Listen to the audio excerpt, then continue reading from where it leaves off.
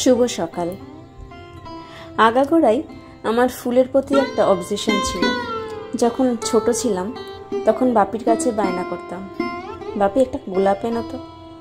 বাপি মেয়ের বায়না রাখতে প্রতি সপ্তাহে একটা গোলাপ কিনে আনত এবং মেয়ের হাতে তুলে দিত তার হাসি মুখ দেখার জন্য।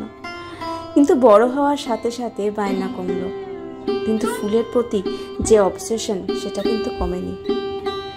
স্কুলের খাতার পিছনে ডায়েরিতে ফুলের আঁকায় ভর্তি থাকতো, আর এখন সেই ফুল নিয়ে বেশিরভাগ সময় কাজ করি।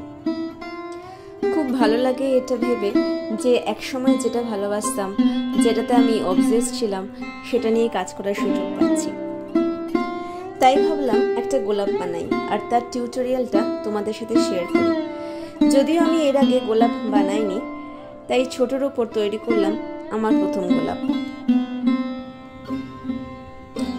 গোলাপের লাল রংটাই বেশি ভালো লাগে, আর এই লাল গোলাপ যদি ডায়েরির খাঁজে রাখা যায় তবেই না কিশোরীর সময়ের স্মৃতিচারণ হয়। আজও হঠাৎ যদি ডায়েরি খুলে শুকনো গোলাপ পাও, তাহলে নিশ্চয়ই তোমরাও কিছু মুহূর্তের জন্য সেই পুরনো দিনে ফিরে যাবে। এই ডায়েরির খাঁজে গোলাপ দেখে কিছু স্মৃতি মনে পড়লো কি? পড়লে অবশ্যই আমাকে কমেন্টে জানিও, পড়বো। সবাই ভালো থেকো, দেখা হবে পরের ভিডিওতে।